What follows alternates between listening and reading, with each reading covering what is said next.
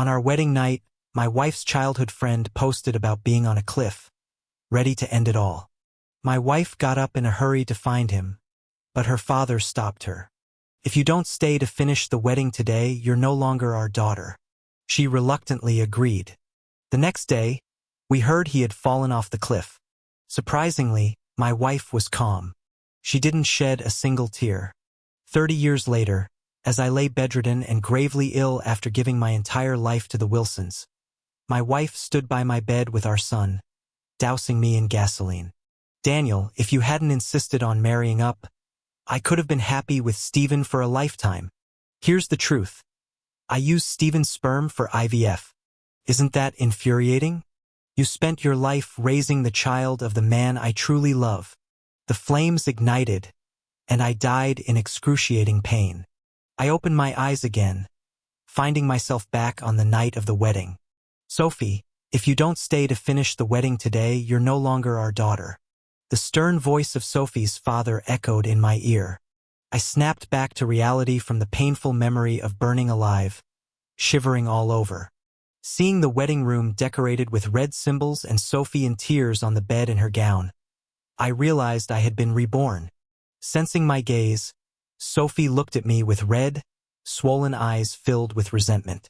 "Daniel, don't think forcing me to stay will make me love you. I'll hate you for a lifetime." Sophie's snarling voice and her look of disdain were hauntingly similar to the way she looked when she burned me alive. I broke into a cold sweat from head to toe, trembling slightly. At that moment, Sophie's father turned to me. "Daniel, don't mind Sophie. She's just upset. I've watched you grow up. Your character and talents are top-notch, far better than Stephen's. And trusting Sophie to you brings us peace of mind."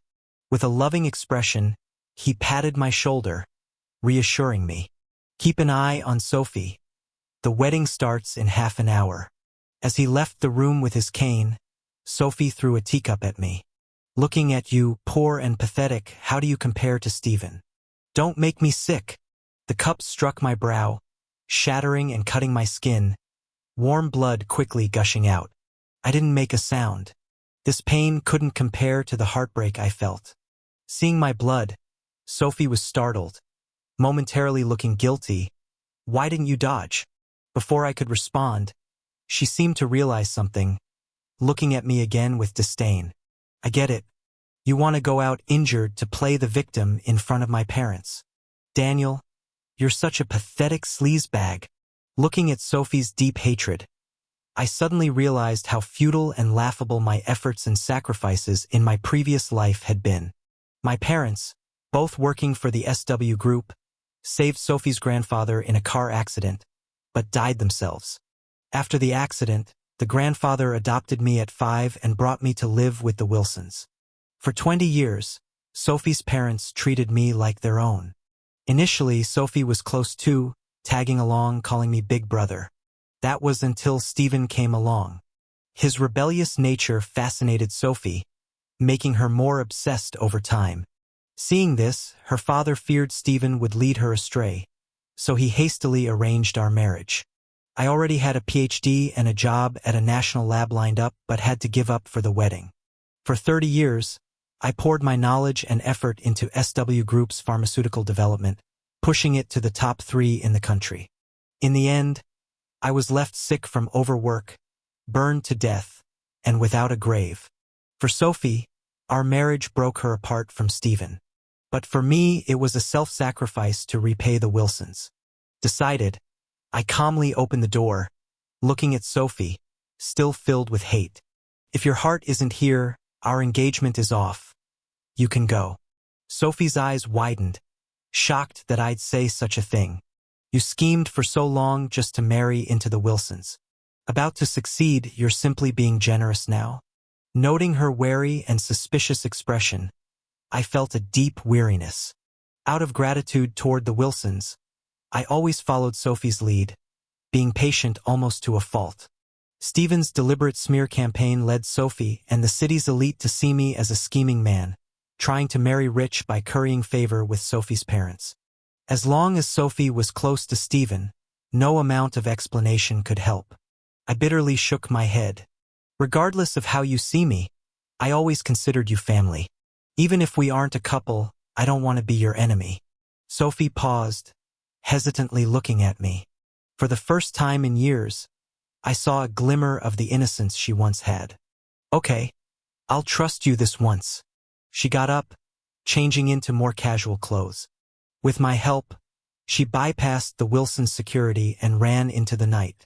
When Sophie's father discovered it, she had already reunited with Stephen, posting a video of them kissing in a hotel bed. Sophie's dad was so mad, he smashed his phone on the spot and announced the wedding was postponed. It wasn't until the next day at noon that Sophie came back hand in hand with Stephen. Her neckline was lowered on purpose, and there were suggestive red marks all over it. You could easily imagine how intense last night had been. Dad, Stephen and I are in love, and what's done is done. Maybe I already have your grandchild in my belly. You might as well agree to us being together. Ignoring my presence, Sophie cuddled and hugged Stephen, showing off their affection. Sophie, you're out of your mind, jumping into a pit of fire. Sophie's dad looked furious but had no choice. He warned Stephen, you'd better shape up from now on. Don't be such a fool like before and bring shame to the Wilsons. Hearing this, Sophie knew her dad had given in, and she was overjoyed. But Stephen, looking nonchalant, glared at me and said, since Sophie and I are getting married, there's no need for an outsider like you to stay in the Wilsons' house, right? Sophie's dad's expression changed, and even Sophie seemed taken aback. She tugged on Stephen's sleeve. Stephen, is that necessary? Why not? Just seeing his face reminds me of how shamelessly he tried to climb up to you. That alone makes me sick. Stephen shook off Sophie's hand and provocatively pointed at me. Or you could just kneel, bark like a dog, and swear to be the Wilsons' pet. Maybe then, I'll throw you a bone. At those words, I locked eyes with Stephen. I've always stepped back because I didn't want history to repeat itself, not because I was scared of him. My stare seemed to irritate Stephen. He gritted his teeth and kept taunting. What's the matter? You, an outsider, want to take a swing at the Wilsons' soon-to-be son-in-law? At this point, Sophie's dad coldly snorted. Humph. If you hadn't said anything, I would have thought you were the boss. Seems like ordering people around suits you well. I understood that Sophie's dad still supported me. Even though I stepped back, Stephen couldn't hold it. Oh, babe, say something for me. Stephen started shaking Sophie's arm like a child. Though Sophie seemed caught in a tough spot, she looked at me. Daniel, you can choose for yourself. Either do what Stephen says or... No need to talk anymore. I never planned to stay. My words made Sophie's dad stand up immediately. How can you say that? He grabbed my shoulder. You're the chief pharmaceutical expert at SW Group. What about the unfinished drugs if you leave? Those are your hard work. Sophie's dad smiled wryly. I knew he wasn't worried about the impact on company performance. He just wanted to find an excuse to make me stay. Uncle, I've already recorded all the final drug data. The SW Group's expert team will assist you in finishing the research. I smiled, not angry at being kicked out. I felt relieved instead. As long as professionals continue with the research, there won't be any issues. It's just a pity I won't be able to help you anymore, Uncle. I hope you find a real successor soon. I made sure to remind Sophie's dad. The SW Group's experts are pretty good. They can handle my research, but only if people like Stephen don't interfere. What do you mean, a real successor? Are you saying Sophie and I aren't fit to inherit? Stephen was furious. Yet I didn't even give him a glance. Goodbye, Uncle. I was ready to leave. Stop right there. But Stephen blocked my way. If you're leaving, then do it cleanly. Remember how you came into the Wilsons. Well, leave the same way. Everything you wear, what you have on, what you drive, all bought with the Wilsons' money. You have the gall to take them with you? Stephen lifted his chin, staring at me. It was clear he was just looking for problems. If you can't find a real reason to talk, just shut up. I shot him a cold look. Not going far into it, let's say in the past 2 years, the 3 drugs I developed for SW Group, each averaged over $10 billion in profits. $30 billion bucks and you can't buy these things? I stared Stephen down, and his smile twitched. He failed again. I just wanted to let him know I was leaving on my own terms. Not because some loser chased me out. But, unexpectedly, Sophie bit her lip and stood in front of me. Daniel, what you did was just to repay the Wilsons for raising you all those years. I think Stephen's right. If you're leaving, you should leave the way you came. She looked up at me intently. Somewhere in my heart felt stabbed. I tried so hard to leave with dignity. But with one sentence, Sophie left me at a loss. Sophie, stop this nonsense. Sophie's dad slammed the table. I signaled for him to stop. Then I took off my watch and removed my jacket. Daniel, don't listen to her nonsense. Sophie's dad urgently tried to stop me. I calmly said, it's fine, uncle. I know who to blame for this. The underlying message was, this is between Stephen and me. Stephen finally showed his sinister smile. All right, leave your underwear on and get lost. He waved his hand and happily hugged Sophie, kissing her over and over. Sophie, on the other hand, seemed a bit guilty and avoided making eye contact with me. I took a deep breath, took big strides, and left the place that was once called home.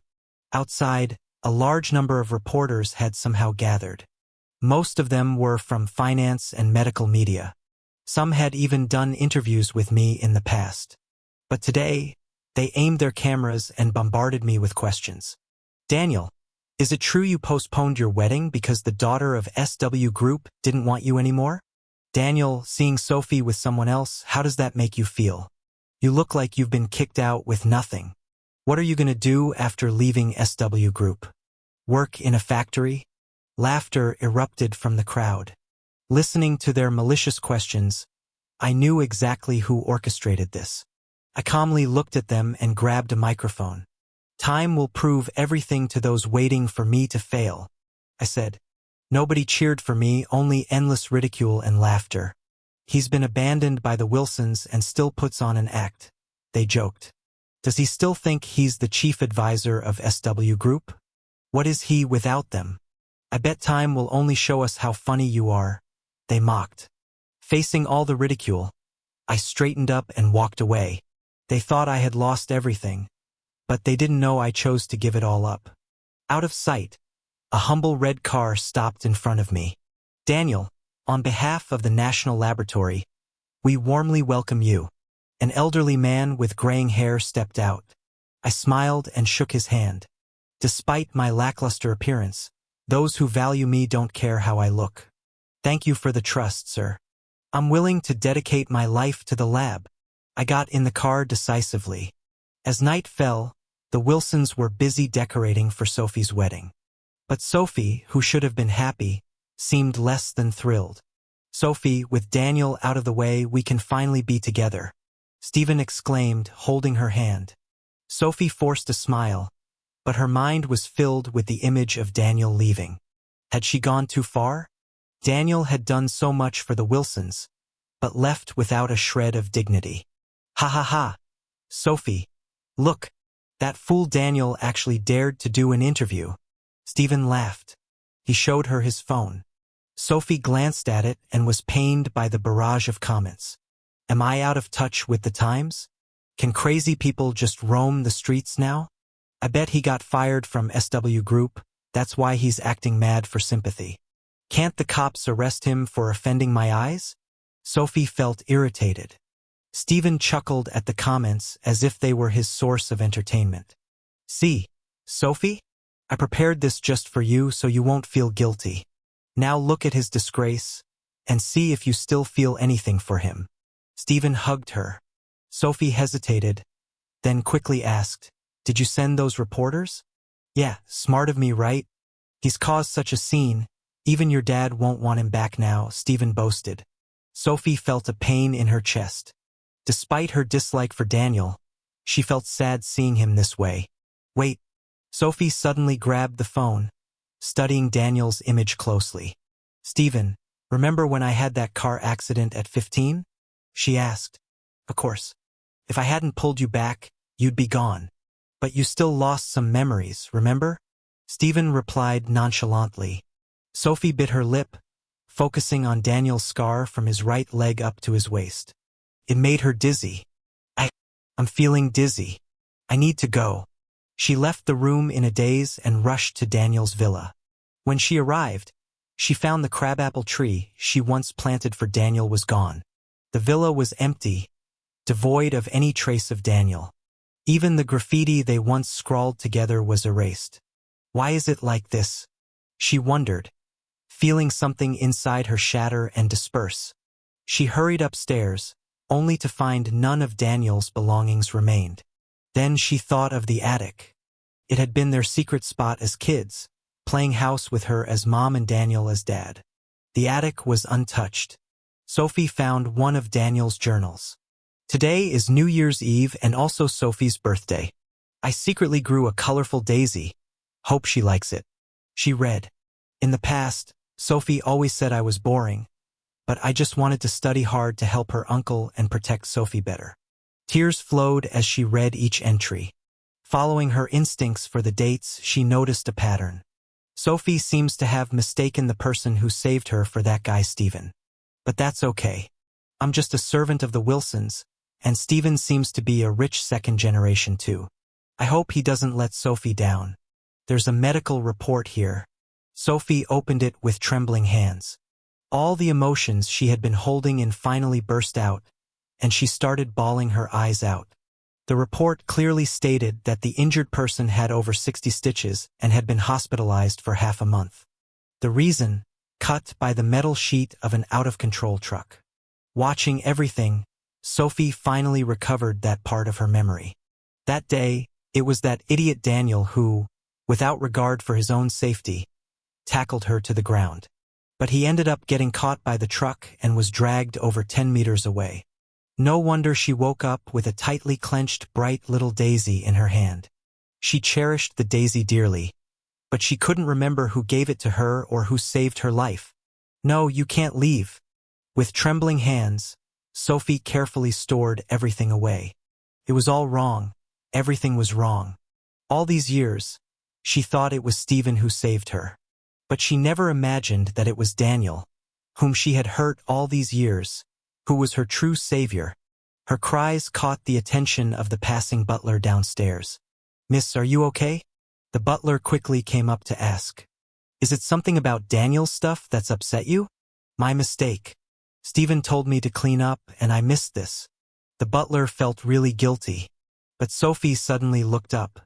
"Did you say Stephen ordered you to take everything away?" The butler was startled but nodded.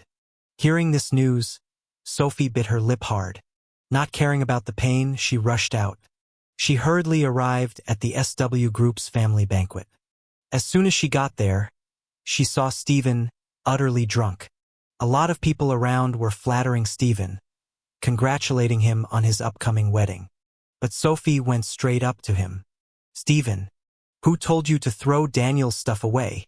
Sophie seemed like an angry little lion. Everyone at the Wilsons was taken aback. Stephen looked at her disapprovingly. "Sophie, what's with you? It's a happy occasion. Why bring up such a buzzkill?" Sophie bit her lip and stared at Stephen. "All right, Sophie, I know you have strong empathy, but didn't we agree to say goodbye to the past? Daniel was just a servant. What's he got to deserve such a nice villa? I've already decided. That villa is for my parents to move into, so it's easier for them to take care of us after the wedding, especially when we have kids." Stephen didn't notice her intense gaze, calmly going on about his plans. "I'm asking you, who gave you permission to touch his things?" Sophie stared him down. Stephen was left speechless. He looked at Sophie, annoyed. "Sophie, stop it. Are you really gonna fight with me over some Daniel? Don't forget who saved you." "Saved me? Look into my eyes and say that," Sophie interrupted him. Stephen was stunned. "Sophie, haven't you had enough?" Her father's voice boomed. "Who broke the engagement back then? Who abandoned Daniel? And who personally drove him away? Haven't I told you not to be as reckless as before? Everything was your choice. What more do you want?" Her father was furious. Image was everything to him. Sophie's broken engagement was already a big deal to him, and now she seemed to want to back out again? Sophie fell silent after hearing that. Yeah, this was all because of her own choices. Who could she blame? She quietly left, went back to her room and locked the door. She read Daniel's journals over and over. Almost every entry was about her. Almost every entry expressed his love for her. Sophie cried until her tears ran dry and then drifted into a light sleep. In her dreams, she saw herself marrying Daniel, but she couldn't feel happy. Year after year passed in her dream. She watched Daniel do countless things for her and create many miracles for SW Group. Yet she remained cold toward him, never sharing a bed with him in 5 years of marriage. Finally, she accepted Daniel once. But she found out she was just using Daniel, having secretly used Stephen's sperm for IVF, and the child wasn't his.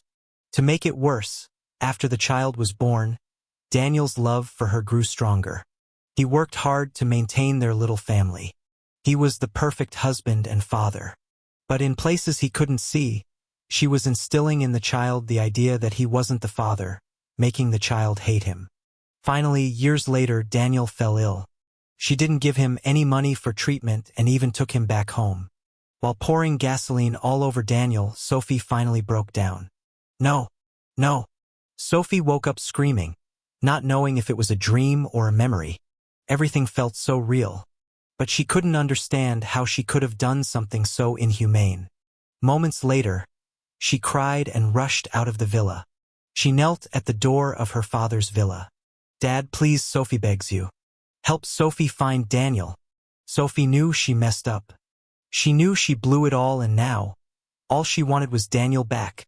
She cried her heart out. It felt like a chunk of her heart had been ripped away. The wound kept tearing deeper as she slowly learned the truth.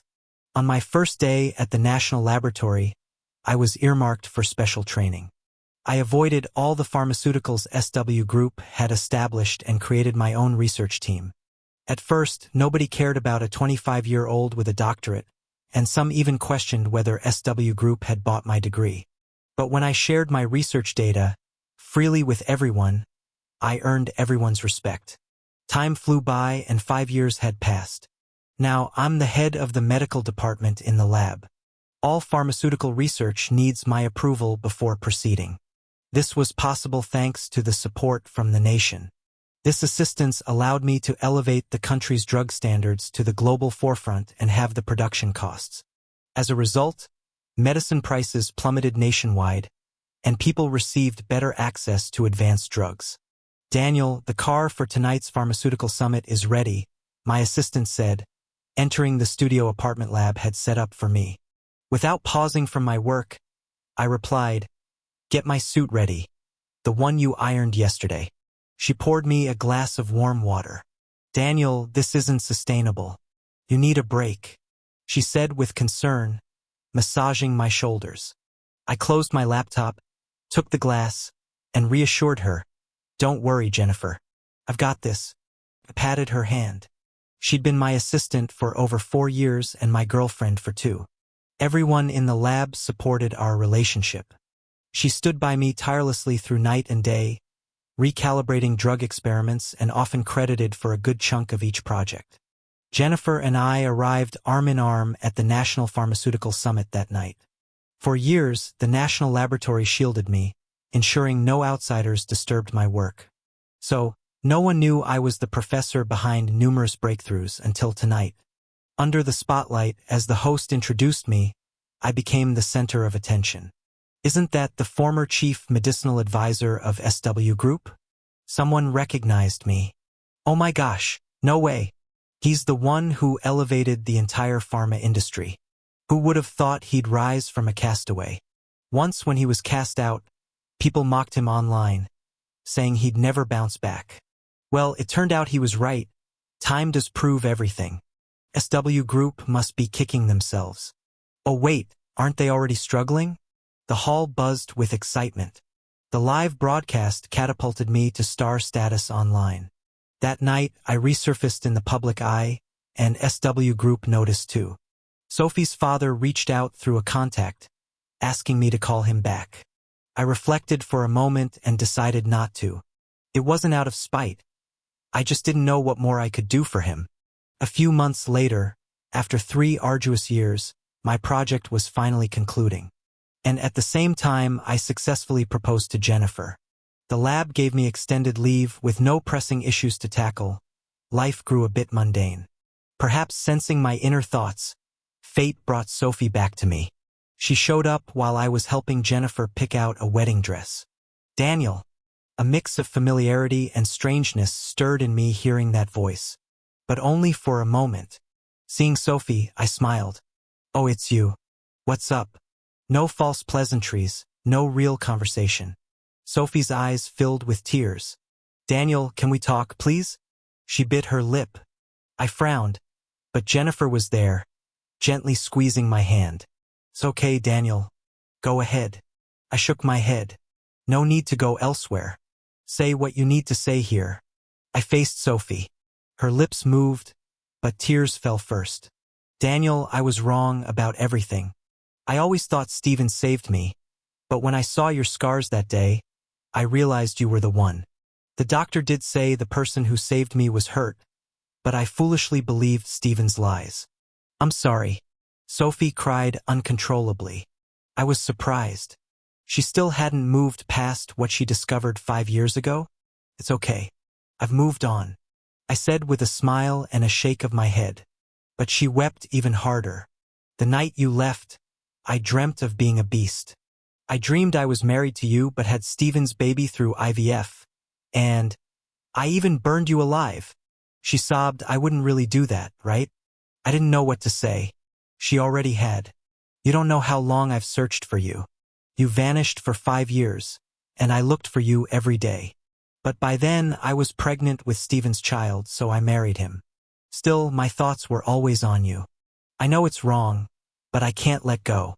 I miss you so much. Seeing Sophie's anguish, I believed her.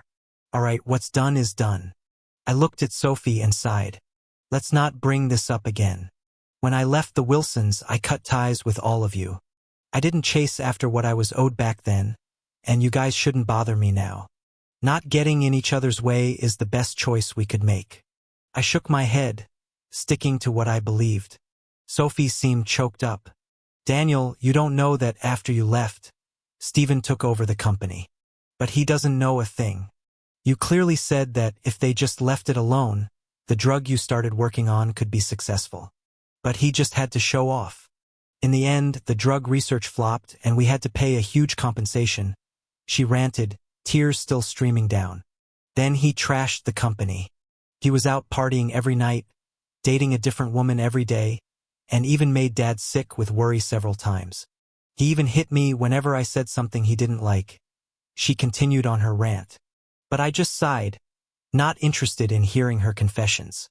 I grabbed Jennifer's tiny hand and stepped forward, telling Sophie, "All right, I'm getting married next week. If you want to swing by for a drink, that'd be fine." With that, I continued helping Jennifer pick out a wedding dress. Sophie abruptly stopped talking. But I didn't even spare her a glance. I have no idea when Sophie left. All I know is that the next time I heard about her was when SW Group went bankrupt and Steven fled abroad with the money. Sophie's father had a stroke out of anger. Overcome with regret, Sophie jumped off the company building. I turned off the news. It's astonishing how 2 people who used to be as close as family to me ended up like this. But today, I'm about to get married. With a packed house and a flood of blessings overwhelming me. Everything from the past no longer matters. Moving forward, I'll make sure to cherish my life with Jennifer.